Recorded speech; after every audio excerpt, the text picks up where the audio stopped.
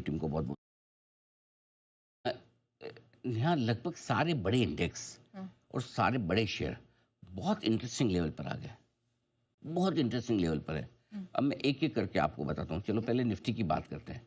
Nifty के लिए 25,700 25,800 की रेंज बहुत अहम हो गई है। अब क्यों ये बताइए? 50 दिनों का मूविंग एवरेज निफ्टी का है 25,800 के आसपास, ठीक है? और पिछले 1 महीने में इंट्राडे में छोड़ दें तो निफ्टी एक भी बार 25,750 के नीचे बंद नहीं हुआ। हुँ, तो 25,750 25,800 क्लोजिंग बेसिस पे बहुत स्ट्रॉन्ग सपोर्ट हो गया। पिछली बार 11 दिसंबर को 50 डीए में छूकर निफ्टी 2 दिनों में 1.5% बढ़ भी गया था। इस बार फिर से आप 25,800 के आसपास आए। ठीक है। पिछले हफ्ते आपने 25,693 का लो बनाया था, ठीक है? वो था 11 दिसंबर का, ठीक है? वो इंट्राडे में, लेकिन वहीं से 25,758 की क्लोजिंग देके घूम गया। सो आई थिंक निफ्टी भी अब ये 25,700 800 की जो रेंज है, हुँ, ये आखिरी सपोर्ट रेंज है। अगर इसको रिकवर होना तो भी यही है और अगर टूट के नीचे गिरना तो भी यही है। अच्छा। तो ये मेक और ब्रेक वाली रेंज में आप एंटर हो गए, पहली चीज़ ये। अब आइए बैंक निफ्टी।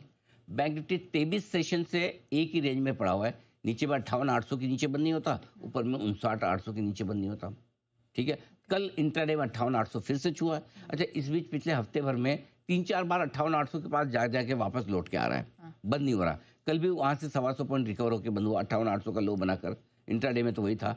तो अब बैंक निफ्टी के लिए भी इंपॉर्टेंट लेवल है। अगर 23 दिनों से आप इस लेवल को होल्ड कर रहे हो, अगर गिरना है तो यहीं से गिरना है। ओके। बिल्कुल मेक और ब्रेक लेवल पे आ गया। हुँ, अब आइए तीसरा मिड कैप सेलेक्ट इंडेक्स।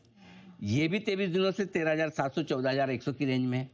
कल इसने रेंज को थोड़ा सा इतना सा नीचे तोड़ा है 50 पॉइंट से। ओके। बीच में 23 दिनों में एक बार और भी तोड़ा था, एक दिन के लिए, लेकिन वापस ऊपर आ गया। हाँ, सो कभी कभार क्या होता है, एक आध दिन इंडेक्स आपको बेवकूफ़ बना सकते हैं, लेकिन अब आज या निर्णायक रूप से अगर 13,700 के नीचे बंद होता है तो इसका मतलब है कि मिड कैप इंडेक्स भी टूटने के कगार पे है।